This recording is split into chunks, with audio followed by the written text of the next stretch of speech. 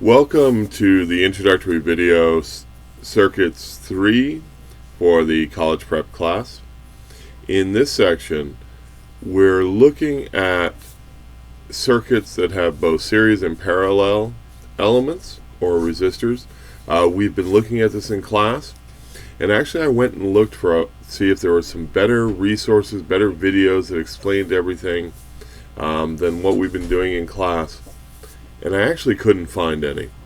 I think our best resource is the drawing of the currents and the plotting of the voltages and developing those equations that we have in class.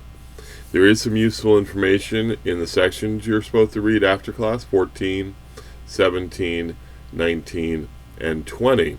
But I thought this video time would be better spent understanding how to use a multimeter, which is what you're going to have to use to analyze your circuits. So here's a video about how to use a multimeter.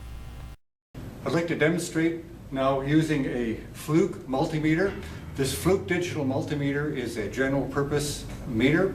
It is fairly sophisticated. It does have some advantages over some of the other meters, but it is a fairly basic meter as far as digital multimeters go.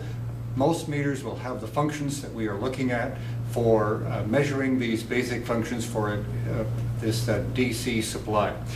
Okay, I'd like to first of all start with the measurement of resistance. Resistance is measured quite simply by using this meter, making sure that the red lead is connected to the volts and ohms of the meter, and the black lead is connected to the common lead of the meter. First of all, you select over to ohms, omega, here, and the meter will automatically turn on, and the resistance measurement, a loose resistor, is measured quite easily by putting the black lead on one side of the component and the red lead on the other side of the component to measure the resistance of, in this case, 0.988 megohms. The nominal value of this particular resistor is 1 megohm.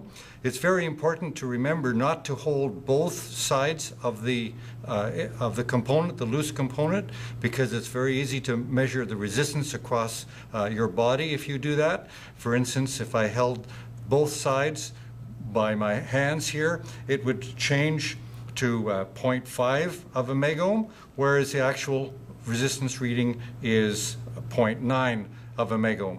It doesn't make much difference for smaller values of resistance. I've got a smaller value of resistor here, 3.83 kilo ohms, and if I hold both sides of this one, you read very much the same number. In fact, this is the same number. So the higher value of loose resistor, you would use the more effect of holding both sides of the component. I'd like to discuss looking at measurement of voltage. First of all, we have a power supply which will connect to the circuit. The red lead goes on one side of the circuit, and the black lead goes on the other side of the circuit. And moving the meter now to voltage, DC voltage. The black lead is connected to the negative or the black side of the meter or the circuit, and the red lead is connected to the other side, the red side of to measure the volts, 20.62. Any particular voltage can be measured within the circuit by strictly putting the leads anywhere in the circuit to measure a particular point in that circuit.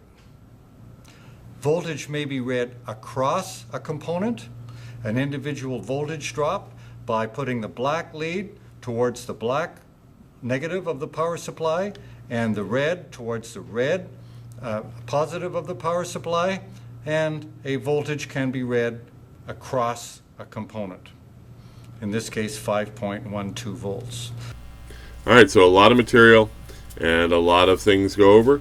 Remember to, if you have any questions, there will be a section to ask the questions here. and then I'll see you in class.